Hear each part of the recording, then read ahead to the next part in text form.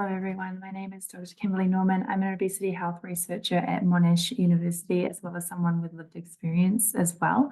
The first issue I'm here to speak to you today is that we need to officially recognise the need for monitoring and surveillance on weight stigma in our society.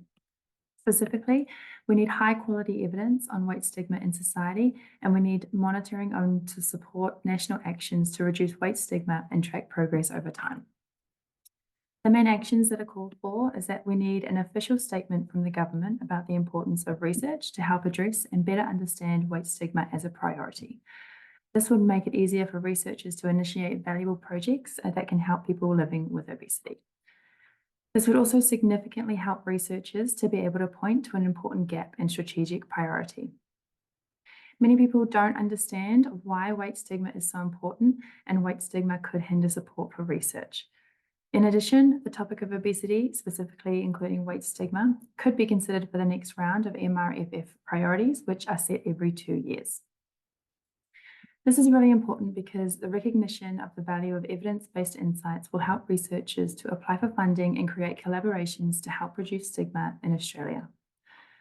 Also, the monitoring and reporting can help with accountability and understanding the implementation impact.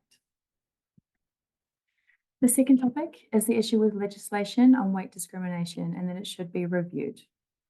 So the issue is that research shows people with obesity will be less likely to be hired, are lower paid, have fewer education or employment opportunities, and are often bullied in their professional and personal lives. From my research, I know that weight discrimination can impact all aspects of an individual's life, including lower income, depression and anxiety, and refusal to attend health appointments for fear of discrimination, further lowering the quality of life. Weight stigma can exacerbate socioeconomic disadvantage through impacts on mental health, social inclusion, and reduced educational, social, and employment opportunities.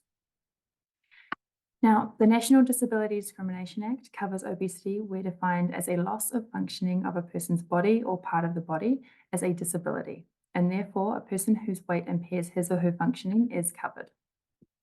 However, a disability designation is not appropriate for all people who would be considered to be living with obesity. People discriminate based on looks, not ability, which is the issue. Also, unfortunately, in this approach, those with severe obesity who are most likely to have their weight impair their functioning and so would potentially be considered to have a disability may not be protected for employment. Yet, at the same time, people who are severely affected by obesity are not allowed to have NDIS, the National Disability Insurance Scheme, support. The current legislation is not clear and does not appropriately categorise or support the people that need it. This is not helpful for individuals or organisations such as employers to understand people's rights. And we also know that many employers don't currently have body weight considerations in their D&I strategies or training. The action that is needed is the support for a review of the appropriateness of the current discrimination legislation related to obesity. This is extremely important because legal clarity can help organisations adapt their internal processes and D&I strategies to help avoid harmful discrimination.